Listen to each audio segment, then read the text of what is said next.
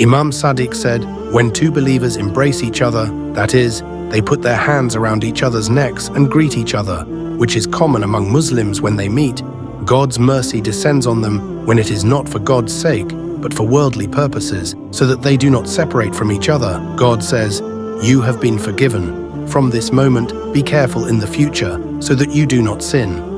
And when they talk to each other, the angels say to each other, "Stay away from them. Maybe they have a secret that God has covered."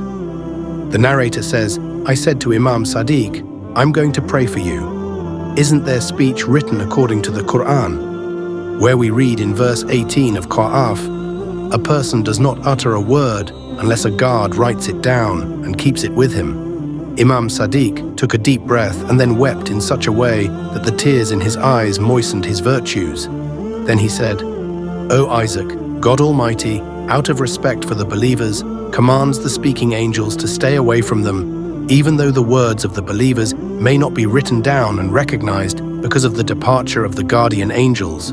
But God knows and keeps them.